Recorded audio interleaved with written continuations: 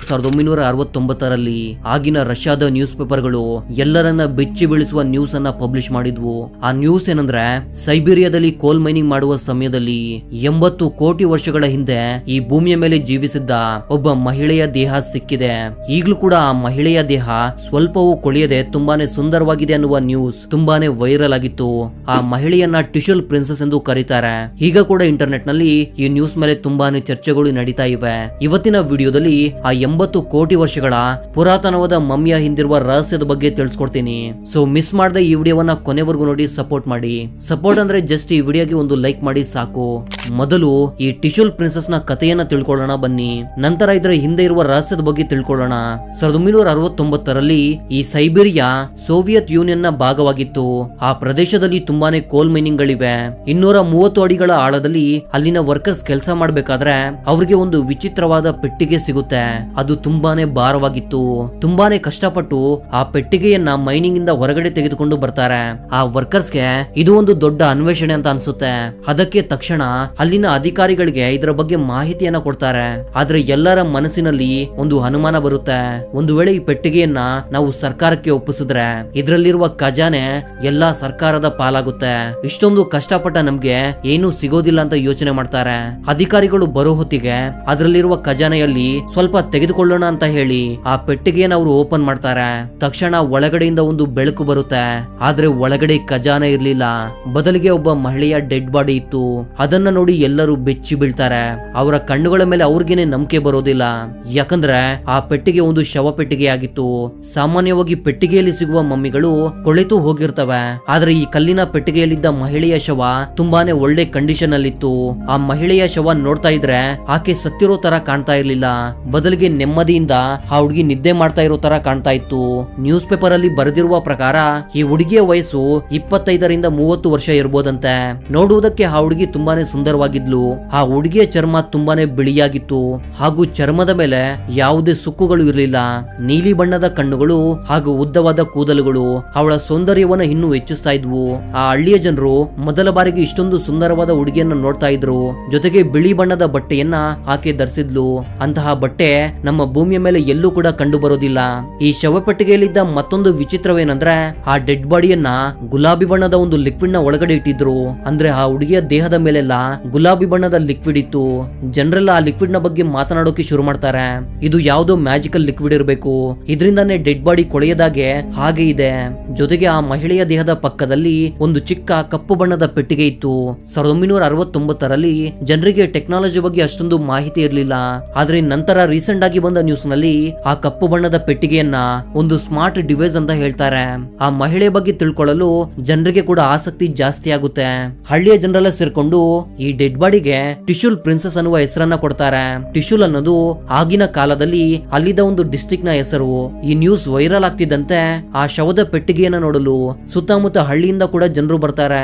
ಆ ಸಮಯದಲ್ಲಿ ಅಲ್ಲೇ ಇದ್ದ ಒಬ್ಬ ವ್ಯಕ್ತಿ ಆ ಪೆಟ್ಟಿಗೆಯಲ್ಲಿದ್ದ ಗುಲಾಬಿ ಬಣ್ಣದ ಲಿಕ್ವಿಡ್ ಅನ್ನ ಸ್ವಲ್ಪ ಟೇಸ್ಟ್ ಮಾಡ್ತಾನೆ. ಆ ವ್ಯಕ್ತಿ ಹೇಳಿದ ಪ್ರಕಾರ ಆ ಲಿಕ್ವಿಡ್ ಗೆ ಯಾವುದೇ ತರಹದ ಟೇಸ್ಟ್ ಇರಲಿಲ್ಲ ಹಾಗೂ ಯಾವುದೇ ಸ್ಮೆಲ್ ಕೂಡ ಇರಲಿಲ್ಲ. ಕೆಲವು ದಿನಗಳ ನಂತರ ಎಲ್ಲರನ್ನ ಬೆಚ್ಚಿ ಬೀಳಿಸುವ ಘಟನೆ ನಡೆಯುತ್ತೆ. ಆ ಲಿಕ್ವಿಡ್ ಅನ್ನ ಕುಡಿದ ವ್ಯಕ್ತಿ ಹುಚ್ಚನಾಗ್ತಾನೆ. ತುಂಬಾನೇ ವಿಚಿತ್ರವಾಗಿ ವರ್ತಿಸೋಕೆ ಶುರು ಮಾಡ್ತಾನೆ. ಕೊನೆಗೆ ಸೈಬೀರಿಯಾದ ಚಳಿಯನ್ನ ತಡೆಯೋದಕ್ಕಾಗದೆ ಅವನು ಅಲ್ಲೇ ಸತ್ತು ಹೋಗ್ತಾನೆ. ಈ ಶವ ಪೆಟ್ಟಿಗೆಯನ್ನ ಕಂಡುಹಿಡಿದ ಕೆಲವು ಗಂಟೆಗಳಲ್ಲೇ ಆ ಸ್ಥಳಕ್ಕೆ ಅಧಿಕಾರಿಗಳು ಬರ್ತಾರೆ. ಅವರ ಜೊತೆಗೆ ಪೊಲೀಸರು, ಆರ್ಮಿ ಕೂಡ ಅಲ್ಲಿಗೆ ಬರುತ್ತೆ. ಅವರು ಬಂದ ಸ್ವಲ್ಪ ಹೊತ್ತಲ್ಲೇ ಇಡೀ ಹಳ್ಳಿಯನ್ನ ತಮ್ಮ ಹಿಡಿತಕ್ಕೆ ತೆಗೆದುಕೊಳ್ತಾರೆ. ಅಲ್ಲಿಗೆ ಬಂದ ಅಧಿಕಾರಿಗಳು ಈ ಶವಪೆಟ್ಟಿಗೆಯಲ್ಲಿ ತುಂಬಾನೇ ಅಪಾಯಕಾರಿಯಾದ ವೈರಸ್ ಇರಬಹುದು, ಇದರಿಂದ ನೀವು ಕೂಡ ಇನ್ಫೆಕ್ಟ್ ಆಗುವ ಚಾನ್ಸ್ ಇದೆ, ಅದಕ್ಕೆ ಆದಷ್ಟು ದೂರದಲ್ಲಿ ಇರಿ ಎಂದು ಜನರಿಗೆ ಎಚ್ಚರಿಸ್ತಾರೆ. ಈ ವಿಷಯ ಕೇಳಿದ ಜನರು ಕೂಡ ತುಂಬಾನೇ ಹೆದರ್ಕೊಂಡು ಆ ಜಾಗವನ್ನ ಖಾಲಿ ಮಾಡೋದಕ್ಕೆ ಶುರು ಮಾಡ್ತಾರೆ. ಹೆಲಿಕಾಪ್ಟರ್ ನ ಸಹಾಯದಿಂದ ಈ ಶವಪೆಟ್ಟಿಗೆಯನ್ನ ಮೇಲೆ ಎತ್ತಲು ಪ್ರಯತ್ನಿಸ್ತಾರೆ. ಆದ್ರೆ ಈ ಕಲ್ಲಿನ ಶವಪೆಟ್ಟಿಗೆ ತುಂಬಾನೇ ಭಾರವಾಗಿತ್ತು. ಅದನ್ನ ಎತ್ತಲು ಹೆಲಿಕಾಪ್ಟರ್ ನ ಕೈಯಲ್ಲಿ ಕೂಡ ಸಾಧ್ಯವಾಗೋದಿಲ್ಲ. ಅದಕ್ಕೆ ಅಧಿಕಾರಿಗಳು ಒಂದು ನಿರ್ಧಾರವನ್ನ ತೆಗೆದುಕೊಳ್ತಾರೆ. ಈ ಪೆಟ್ಟಿಗೆಯಲ್ಲಿರುವ ಲಿಕ್ವಿಡ್ ಅನ್ನ ಶವಪೆಟ್ಟಿಗೆಯಿಂದ ಹೊರಗಡೆ ತೆಗಿತಾರೆ. ಶವ ಮತ್ತು ಲಿಕ್ವಿಡ್ ಅನ್ನ ಬೇರೆ ಮಾಡಿ ರಿಸರ್ಚ್ ಸೆಂಟರ್ ವರೆಗೂ ತೆಗೆದುಕೊಂಡು ಹೋಗ್ತಾರೆ. ಆದ್ರೆ ಶವಪೆಟ್ಟಿಗೆಯಿಂದ ಲಿಕ್ವಿಡ್ ಅನ್ನ ಬೇರ್ಪಡಿಸಿದ ಸ್ವಲ್ಪ ಹೊತ್ತಲ್ಲೇ ಆ ಶವ ವೇಗವಾಗಿ ಕೊಳೆಯುವುದಕ್ಕೆ ಶುರುವಾಗುತ್ತೆ. ಕೆಲವು ನಿಮಿಷಗಳಲ್ಲೇ ಆ ಶವ ಪೂರ್ತಿಯಾಗಿ ಡಿಕಂಪೋಸ್ ಆಗುತ್ತೆ. ಅಂದ್ರೆ ಈಗ ಆ ಶವ ನೋಡುವುದಕ್ಕೆ ಸಾವಿರಾರು ವರ್ಷಗಳ ಪುರಾತನವಾದ ಮಮ್ಮಿ ತರ ಕಾಣ್ತಾ ಇತ್ತು. ಆ ದೃಶ್ಯವನ್ನ ನೋಡಿದ ಅಧಿಕಾರಿಗಳು ಒಂದನ್ನ ಅರ್ಥ ಮಾಡ್ಕೊಳ್ತಾರೆ. ಆ ಗುಲಾಬಿ ಬಣ್ಣದ ಲಿಕ್ವಿಡ್ ನಲ್ಲೇ ಒಂದು ಪ್ರಿಸರ್ವೇಟಿವ್ ಪ್ರಾಪರ್ಟಿ ಇದೆ. ಅದೇ ಕಾರಣಕ್ಕೆ ಶವ ಕೊಳೆಯದಾಗೆ ಇತ್ತು. ಇದರ ನಂತರ ಆ ಬಾಡಿಯನ್ನ ನೋವಸಿಬಿರ್ಸ್ಕ್ ಸಿಟಿಗೆ ರಿಸರ್ಚ್ ಮಾಡುವುದಕ್ಕೆ ತೆಗೆದುಕೊಂಡು ಬರ್ತಾರೆ. ಮೊದಲಿಗೆ ವಿಜ್ಞಾನಿಗಳು ಈ ಟಿಶ್ಯೂಲ್ ಪ್ರಿನ್ಸೆಸ್ ನ ವಯಸ್ಸು ಮತ್ತು ಪೆಟ್ಟಿಗೆಯ ವಯಸ್ಸನ್ನ ಕಂಡುಹಿಡಿಯಲು ಪ್ರಯತ್ನಿಸ್ತಾರೆ. ಅದಕ್ಕಾಗಿ ಮೊದಲಿಗೆ ಕಾರ್ಬನ್ ಡೇಟಿಂಗ್ ನ ಸಹಾಯವನ್ನ ಪಡಿತಾರೆ. ಆದ್ರೆ ಈ ಟೆಕ್ನಿಕ್ ಇಂದ ಕೇವಲ 50 ವರ್ಷಗಳ ಪುರಾತನವಾದ ವಸ್ತುಗಳನ್ನ ಮಾತ್ರವೇ ಕಂಡುಹಿಡಿಯಬಹುದು. ಅಂದ್ರೆ ಈ ಟೆಕ್ನಿಕ್ ಅವ್ರಿಗೆ ಕೆಲಸಕ್ಕೆ ಬರೋದಿಲ್ಲ. ಜೊತೆಗೆ ವಿಜ್ಞಾನಿಗಳಿಗೆ ಕೂಡ ಶಾಕ್ ಆಗುತ್ತೆ. ಅಷ್ಟಕ್ಕೂ ಈ ಶವ 50,000 ವರ್ಷಗಳಿಗಿಂತ ಪುರಾತನವಾಗಿರೋದಕ್ಕೆ ಹೇಗೆ ಸಾಧ್ಯ ಅಂತ. ಯಾಕಂದ್ರೆ ಆಗಿನ ಕಾಲದಲ್ಲಿ ಮನುಷ್ಯರಿಗೆ ಈ ತರಹದ ಕಲ್ಲಿನ ಪೆಟ್ಟಿಗೆ ಮಾಡೋದಕ್ಕೆ ಬರ್ತಾ ಇರ್ಲಿಲ್ಲ. ಹಾಗೂ ಯಾವುದೇ ಪ್ರಿಸರ್ವೇಟಿವ್ಸ್ ಅನ್ನ ತಯಾರಿ ಮಾಡುವಷ್ಟು ನಾಲೆಡ್ಜ್ ಕೂಡ ಅವರಲ್ಲಿ ಇರಲಿಲ್ಲ. ಆದ್ರೂ ವಿಜ್ಞಾನಿಗಳು ತಮ್ಮ ರಿಸರ್ಚ್ ಅನ್ನ ಮುಂದುವರಿಸ್ತಾರೆ. ಬೇರೆ ಮೆಥಡ್ಸ್ ಗಳನ್ನ ಬಳಸ್ಕೊಂಡು ವಿಜ್ಞಾನಿಗಳು ಆ ಶವದ ವಯಸ್ಸನ್ನ ಕಂಡುಹಿಡಿತಾರೆ. ಅವರ ರಿಸರ್ಚ್ ನಲ್ಲಿ ತಿಳಿದು ಬಂದಿದ್ದು ಏನಂದ್ರೆ ಆ ಶವದ ವಯಸ್ಸು ಬರೋಬ್ಬರಿ 80 ಕೋಟಿ ವರ್ಷಗಳು.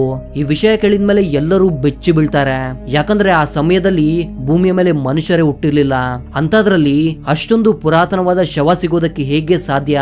ಈ ನ್ಯೂಸ್ ಪೇಪರ್ ನಲ್ಲಿ ಪ್ರಿಂಟ್ ಆದ ತಕ್ಷಣ ಇಡೀ ಜಗತ್ತೇ ಬೆಚ್ಚಿ ಬೀಳುತ್ತೆ. ಕೆಲವು ರಿಸರ್ಚರ್ಸ್ ಹೇಳುವ ಪ್ರಕಾರ ಆ ಶವದ ಪೆಟ್ಟಿಗೆ ಮತ್ತು ಅದರಲ್ಲಿರುವ ಮಹಿಳೆ ನಮ್ಮ ಭೂಮಿಗೆ ಸೇರಿದವರಲ್ಲಂತೆ. ಅಂದ್ರೆ ಆಕೆ ಒಬ್ಬ ಅನ್ಯಗ್ರಹ ಜೀವಿಯಾಗಿದ್ಲು. ಅವಳು ಎಂತಹ ಗ್ರಹದಿಂದ ಬಂದಿದ್ದಾಳೆ ಅಂದ್ರೆ ಆ ಗ್ರಹದಲ್ಲಿ ಸೂರ್ಯನ ಕಿರಣಗಳು ತುಂಬಾನೇ ಕಡಿಮೆ ಪ್ರಮಾಣದಲ್ಲಿ ಬೀಳುತ್ತೆ. ಅದಕ್ಕೆ ಆ ಹುಡುಗಿಯ ಚರ್ಮ ಹಾಲಿನಷ್ಟು ಬೆಳುಪಾಗಿದೆ. ಅಂದ್ರೆ ಈ ಹುಡುಗಿ ಒಬ್ಬ ಏಲಿಯನ್ ಅಂತ ವಿಜ್ಞಾನಿಗಳೆಲ್ಲ ಹೇಳ್ತಾರೆ. ಮೀಡಿಯಾದಲ್ಲಿ ಈ ನ್ಯೂಸ್ ಅನ್ನ ತುಂಬಾನೇ ಚರ್ಚೆ ಮಾಡ್ತಾರೆ. ಆ ನ್ಯೂಸ್ ಪೇಪರ್ ನ ಒರಿಜಿನಲ್ ಫೋಟೋಸ್ ಅನ್ನ ಈಗ ನೀವು ಕೂಡ ನೋಡಬಹುದು. ಈ ನ್ಯೂಸ್ ವೈರಲ್ ಆದ ತಕ್ಷಣ ಸೋವಿಯತ್ ಗವರ್ನಮೆಂಟ್ ಈ ನ್ಯೂಸ್ ಅನ್ನ ಕಂಪ್ಲೀಟ್ ಆಗಿ ಫೇಕ್ ಅಂತ ಒಂದು ಸ್ಟೇಟ್ಮೆಂಟ್ ಅನ್ನ ಕೊಡುತ್ತೆ. ಹಾಗೂ ನ್ಯೂಸ್ ಪೇಪರ್ ನಲ್ಲಿ ಬರ್ತಾ ಇದ್ದ ನ್ಯೂಸ್ ಅನ್ನ ಕೂಡ ನಿಲ್ಸುತ್ತೆ. ಜೊತೆಗೆ ಆ ಹಳ್ಳಿಯ ಜನರಿಗೆ ಕೂಡ ಈ ವಿಷಯದ ಬಗ್ಗೆ ಮಾತನಾಡಬೇಡಿ ಎಂದು ಬೆದರಿಸುತ್ತೆ. 1991ರಲ್ಲಿ ಸೋವಿಯತ್ ಗವರ್ನಮೆಂಟ್ ಬಿದ್ದೋಗುತ್ತೆ. ಈಗ ಮೀಡಿಯಾದವ್ರಿಗೆ ಫ್ರೀಡಮ್ ಆಫ್ ಸ್ಪೀಚ್ ಸಿಗುತ್ತೆ. 2002ರಲ್ಲಿ ಮತ್ತೆ ಈ ನ್ಯೂಸ್ ಮೇಲೆ the lady 800 million years old ಅಂತ ಒಂದು ಆರ್ಟಿಕಲ್ ಅನ್ನ ಬರೀತಾರೆ. ಮತ್ತೆ ಈ ನ್ಯೂಸ್ ಇಂಟರ್ನೆಟ್ ನಲ್ಲಿ ವೈರಲ್ ಆಗೋದಕ್ಕೆ ಶುರುವಾಗುತ್ತೆ. ಇಷ್ಟೊತ್ತು ನಾನು ಹೇಳಿದ ಕಥೆಯೆಲ್ಲ ಈ ಆರ್ಟಿಕಲ್ ನಲ್ಲಿ ಬರ್ದಿರೋದೆ. ನಿಮ್ಗೆ ಇಂಟ್ರೆಸ್ಟ್ ಇದ್ರೆ ಕಾಮೆಂಟ್ಸ್ ನಲ್ಲಿ ಆರ್ಟಿಕಲ್ಸ್ ನ ಲಿಂಕ್ ಅನ್ನ ಕೊಟ್ಟಿರ್ತೀನಿ, ಹೋಗಿ ನೀವು ಓದ್ಬಹುದು. ಆ ಶವದ ಪೆಟ್ಟಿಗೆ ಸಿಕ್ಕಿದ ಪ್ರದೇಶದಲ್ಲಿ ಒಂದು ಕಲ್ಲಿನ ಮೆಮೋರಿಯಲ್ ಅನ್ನ ಕೂಡ ನಿಲ್ಸಿದ್ದಾರೆ.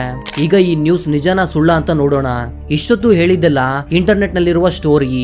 ಆದ್ರೆ ನನ್ನ ರಿಸರ್ಚ್ ನಲ್ಲಿ ತಿಳಿದು ಬಂದಿದ್ದು ಏನಂದ್ರೆ ಈ ಟಿಶ್ಯೂಲ್ ಪ್ರಿನ್ಸೆಸ್ ಸ್ಟೋರಿ ಇಂಟರ್ನೆಟ್ ನಲ್ಲಿರುವ ಒಂದು ಅರ್ಬನ್ ಸ್ಟೋರಿ ಇಲ್ಲ, ಇದೊಂದು ಕಾನ್ಸ್ಪಿರಸಿ ಥಿಯರಿ ಆಗಿದೆ.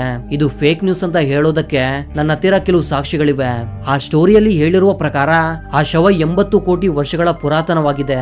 ಆದ್ರೆ ನನ್ನ ಪ್ರಶ್ನೆ ಏನಂದ್ರೆ 80 ಕೋಟಿ ವರ್ಷಗಳ ಹಿಂದೆ ಈ ಭೂಮಿಯ ಮೇಲೆ ಮನುಷ್ಯರೇ ಇರಲಿಲ್ಲ. ಮನುಷ್ಯರು ಹೋಗ್ಲಿ, ಆ ಸಮಯದಲ್ಲಿ ಡೈನೋಸಾರ್ಗಳು ಕೂಡ ಇರಲಿಲ್ಲ. ಆ ಸಮಯದಲ್ಲಿ ಈ ಭೂಮಿಯ ಮೇಲೆ ಪ್ರಾಣಿಗಳೇ ಇರ್ಲಿಲ್ಲ ಅಂದ್ರೆ ನೀವು ನಂಬಿ. ಕೇವಲ ಸಮುದ್ರದಲ್ಲಿ ಕೆಲವು ಬ್ಯಾಕ್ಟೀರಿಯಾಗಳ ಜನನ ಆಗ್ತಾ ಇತ್ತು ಅಷ್ಟೇ.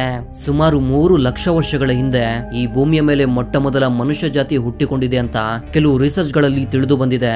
ಆಗಿದ್ದಾಗ ಆ ಮಹಿಳೆಯ ಶವಕ್ಕೆ 80 ಕೋಟಿ ವರ್ಷಗಳ ವಯಸ್ಸು ಆಗೋದಕ್ಕೆ ಹೇಗೆ ಸಾಧ್ಯ? ಇನ್ನು ಕೆಲವರು ಈ ರೀತಿ ನಮ್ಮನ್ನ ಪ್ರಶ್ನೆ ಮಾಡ್ತಾರೆ. ಒಂದು ವೇಳೆ ಆ ಶವ ಅಷ್ಟೊಂದು ಪುರಾತನವಾಗಿಲ್ಲ ಅಂದ್ರೆ ಆಗಿನ ಸೋವಿಯತ್ ಗವರ್ನಮೆಂಟ್ ಯಾಕೆ ಮೀಡಿಯಾಗಳಿಗೆ ಈ ನ್ಯೂಸ್ ಅನ್ನ ನಿಲ್ಲಿಸೋಕೆ ಹೇಳುತ್ತೆ? ಯಾಕಂದ್ರೆ ಅದೊಂದು ಫೇಕ್ ನ್ಯೂಸ್ ಸ್ಪ್ರೆಡ್ ಆದ್ರೆ ಆ ಗವರ್ನಮೆಂಟ್ ಮೇಲೆನೆ ಕೆಟ್ಟ ಹೆಸರು ಬರುತ್ತೆ. ಇಲ್ದೇ ಇರೋ ಅನುಮಾನ ಜನರಿಗೆ ಬರುತ್ತೆ. ಅಷ್ಟೇ ಅಲ್ಲ, ಅಮೆರಿಕಾದಲ್ಲಿರುವ ಏರಿಯಾ 51 ನಲ್ಲಿ ಏಲಿಯನ್ಸ್ ಜೊತೆ ಅಲ್ಲಿನ ಸರ್ಕಾರ ಕೆಲಸ ಮಾಡ್ತಾ ಇದೆ ಅಂತ ಒಂದು ದೊಡ್ಡ ಫೇಕ್ ನ್ಯೂಸ್ ಅನ್ನೇ ಸ್ಪ್ರೆಡ್ ಮಾಡಿದ್ರು. ಅದು ನಿಜ ಅಂತ ನಂಬಿ ತುಂಬಾ ಜನ ಯೂಟ್ಯೂಬರ್ಸ್ ಕೂಡ ಅದ್ರ ಮೇಲೆ ವಿಡಿಯೋ ಮಾಡಿದ್ರು. So that was it for my dear thinkers. ಈ ಟಿಶ್ಯೂಲ್ ಪ್ರಿನ್ಸೆಸ್ ಸ್ಟೋರಿ ಬಗ್ಗೆ ನಿಮ್ಗೆ ಏನ್ ಅನಿಸ್ತು ಅಂತ ಕಾಮೆಂಟ್ ಮಾಡಿ ತಿಳಿಸಿ. ಮತ್ತೊಂದು ಇಂಟ್ರೆಸ್ಟಿಂಗ್ ಆದ ವಿಡಿಯೋ ಜೊತೆ ಮತ್ತೆ ಸಿಗ್ತೀನಿ. ಅಲ್ಲಿವರೆಗೂ ಜೈ ಹಿಂದ್, ಜೈ ಕರ್ನಾಟಕ.